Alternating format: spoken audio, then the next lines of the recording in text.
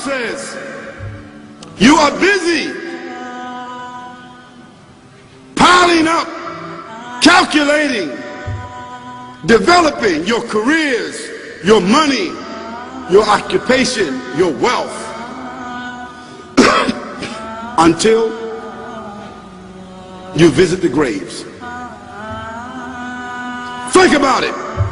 When was the last time that you went to a funeral?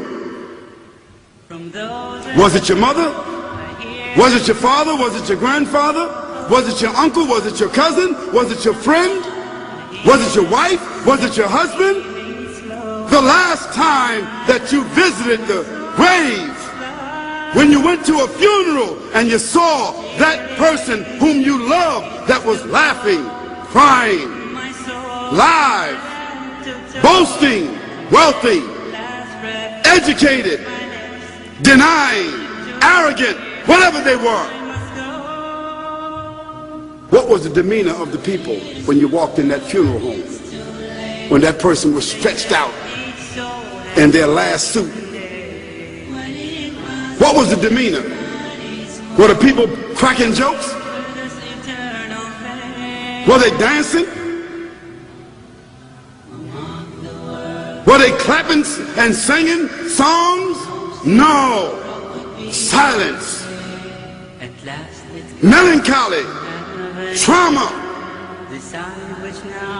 Why? Because every person that walked in that room, seeing that person stretched out, the first thing they thought about was not the person. The first thing they thought about was that one day this will be me. So Allah said, Alhaakumut takathur. All of us, all of you are engaged in running your mouths, doing your business, multiplying, buying houses, cars, business, whatever you're doing. And when you're told about God, religion, life, morality, you're saying, look, I ain't got no time for that. I got no time for that. I don't want to hear that. I don't even believe in God. Matter of fact, I don't even know if I'm going to die, and if I do, maybe I'm coming back again. As a matter of fact, science is so sophisticated that I think really that they're on the verge of being able to solve the whole thing of death soon. We ain't got to die. If we got enough money, we don't even have to die. See how arrogant people can be until they visit the funeral house.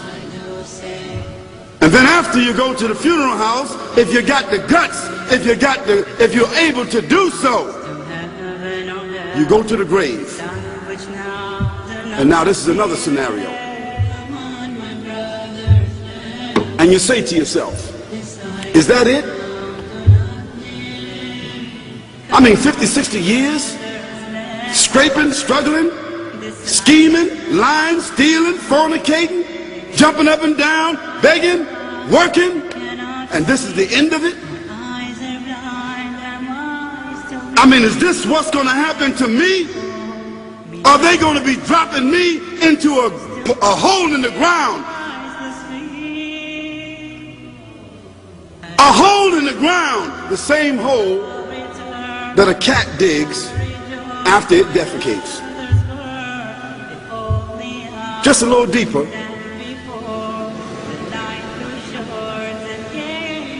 But for the same reason. The cat digs a hole because the cat has dignity. Something that human beings don't seem to have. Instinctively, the cat digs a little hole, covers it up. Humans have got to be taught to do that. But it's for the same reason. So you and I, we're going into a hole a little deeper than the one the cat dug. And all the people that's crying, pulling out their hair, screaming, almost acting like they falling in the thing with you. They want to just jump in there with you. Not really though, you know, it's all an act. Because ain't nobody really going to jump in there and stay in there. They don't love you that much.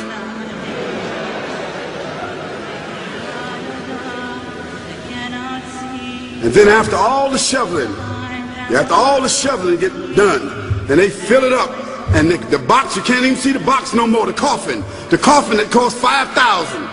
I don't know what did they burn somebody in a $5,000 coffin for? I mean, if I was a funeral director, after they left, I would dig them back up and put them in another box and take that box back.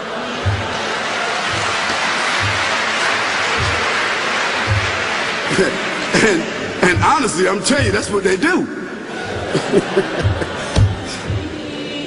Yeah.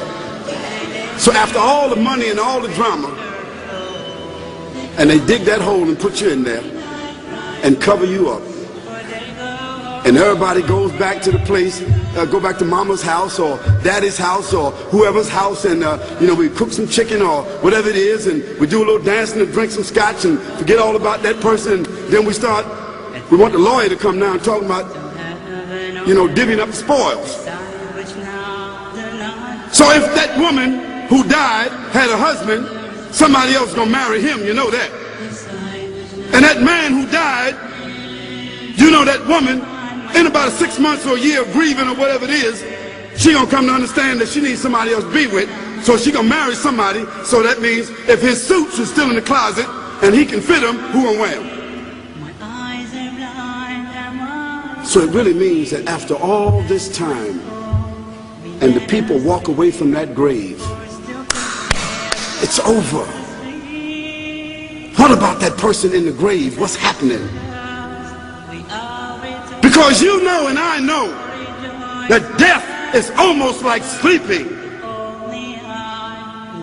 Death is like sleeping. Your body is gone. Your body is dead. Your spirit is gone. But your consciousness is there. Yes, brothers and sisters, you and I are going to know when the people put us in that box and put us in the grave. We are going to know. Your spirit is gone. You can't shout. You can't call out. You can't say, don't leave me here. But you're going to be hearing and you're going to be seeing, because that's a different kind of consciousness. But you can't move. And in that grave, this is when the real trauma is going to begin. Because there's a reason for humans to go inside the grave. If the Creator wanted to, he could have caused us to live and then disappear into the atmosphere. But he didn't. He caused us to go into another womb called the tomb. You started out in the womb of your mother, and you wind up in the womb of the earth called the tomb. From the womb to the tomb. This is the whole trip. And this is what you have to think about. That grave is going to be a place of drama and trauma. A place where you're going to be questioned before you're resurrected. What happens in the winter? All the leaves fall off the trees and the earth goes dead. And what happens in the springtime? The water comes, generates the earth again, germinates all over again, new grass, new leaves, new flowers, new fruits. So Allah says, and a sign for them is the dead earth. After that, we give it life. And then you eat the fruits from that. So Allah says, the one who gave you life in the beginning, is he not able to give you life all over again in order to judge you? Yes, certainly. You may want to deny it because you don't want to be judged. But you will be judged.